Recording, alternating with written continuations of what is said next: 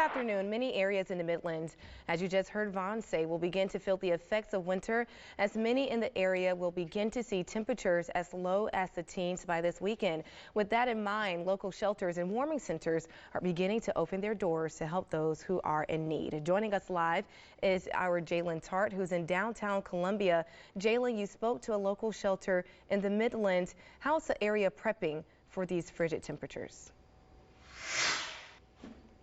Yes, Billie Jean, the centers are prepping all hands on deck all across the Midlands, whereas you notice that the frozen temperatures are taking effect on folks in the Midlands as you're starting to start up your cars and blasting the heat through your cars. But the biggest takeaway, again, like I mentioned before, is the accommodation of these centers are taking a toll, where a lot of people are coming to centers just like this one right behind me, as you cannot see it, due to this bus of Oliver Gospel Mission. Now, locally, the shelters across the Midlands are opening their doors as temperatures are continuing to drop throughout the week.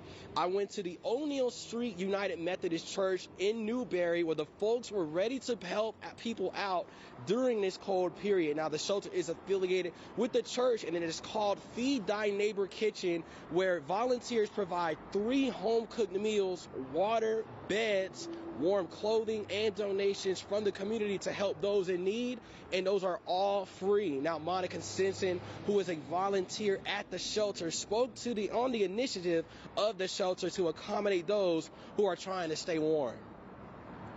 The initiative is to get our neighbors off the street, out of cold housing, out of tents, out of walking the streets, because they have nowhere else to go. We have coats here as well. If you need clothing, we have that here as well. If you need to get out your house because you want to save on your heat overnight as well, come spend the day with us so that you can save on kerosene per se. Now, folks need to be aware of the spike of electricity bills from your local utilities. I was able to speak with a representative from Dominion Energy, and I will share what those tips are to manage your energy coming up at your News at 5. Reporting in downtown Columbia, Jalen Tart, WIS News 10. And as you prep your home for the weather, you may want to check your pipes to protect them from freezing. Red Cross officials say that it is best to insulate your pipes, especially in hard-to-reach places.